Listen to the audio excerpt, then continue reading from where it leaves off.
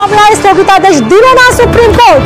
কি নির্দেশ সুপ্রিম কোর্টে জানবো অর্ণব আমাদের প্রতিনিধির কাছ থেকে। অর্ণব, দেখো, প্রধান বিচারপতি টি ওয়াই চন্দ্রচূড়, বিচারপতি জে.বি. পাদ্রিওয়ালা এবং বিচারপতি মনোজ মিশ্রের বেঞ্চ আজকে যে মামলা পৌঁছয় প্রায় 5 লক্ষ ওবিসি কাস্ট সার্টিফিকেট বাতিল মামলা, যা মে মাসের 3য় সপ্তাহে কলকাতা হাইকোর্ট রায়ের মাধ্যমে স্পষ্ট করে দেয়, সেই রায় চ্যালেঞ্জ করে সুপ্রিম কোর্টে মামলা করেছিল আমাদের রাজ্যের ব্যাকওয়ার্ড ওয়েলফেয়ার ক্লাস কমিশন।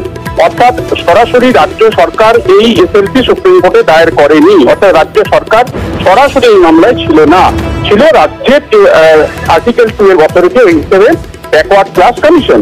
তাদের সেই মামলায় এই মুহূর্তে কোনো হস্তক্ষেপ করে কোনো স্থগিতাদেশ দিল না। তবে নোটিশ অন স্টে, অর্থাৎ court on court notice on stay, আইনজীবীদের এই কথা মানে হচ্ছে আইনজীবীদের ভাষা অনুযায়ী যে পরবর্তী শুনানির দিন স্থগিতাদেশ দেওয়া নিয়ে নোটিশ দেওয়া হলো রাজ্যকে, অর্থাৎ রাজ্যের বক্তব্যের উপর নির্ভর করছে এই মামলায় স্থগিতাদেশ সুপ্রিম কোর্ট পরবর্তী সময় দেবে কিনা, কারণ রাজ্যের বক্তব্য জানাটা জরুরি। তাই 77টা মোট ক্লাস রয়েছে, যে ক্লাসগুলিকে ওবিসি ক্লাস সার্টিফিকেট হিসেবে দেওয়া হয়েছিল, যা হাইকোর্ট বাতিল করেছিল।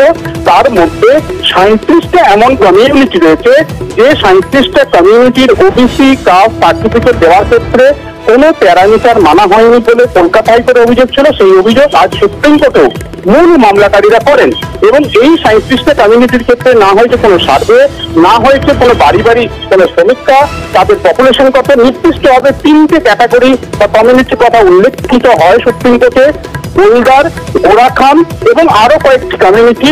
এই 3-4টে কমিউনিটির জন্য কোনো সার্ভেই হয়নি এমনটা অভিযোগ করা হয় সুপ্রিম কোর্টের কাছে। তখনই এই মামলা সুপ্রিম কোর্ট তরফে প্রধান বিচারপতি জানান এই মামলা আরো শুনানির প্রয়োজন রয়েছে এবং যেহেতু এই সমীক্ষার প্রশ্নে সমীক্ষা তো হয়েছিল কি হয়নি এই বিষয়টি জানার জন্য রাজ্যের বক্তব্য জানা অত্যন্ত জরুরি। তাই রাজ্যকে এই মামলায় নোটিশ করা হলো। নোটিশ অন স্টে, অর্থাৎ যে জাজমেন্টটা হাইকোর্ট দিয়েছিল সেটাকে স্থগিতাদেশ সুপ্রিম কোর্ট না দিল। এর ব্যাখ্যা হচ্ছে আপাতত কলকাতা হাইকোর্টের জাজমেন্টটা এফেক্টিভ থাকছে না। তবে শুক্রবার দিন অর্থাৎ 16ই আগস্ট এই মামলা শুনানির সময়টি বিষয়টি স্পষ্ট হবে।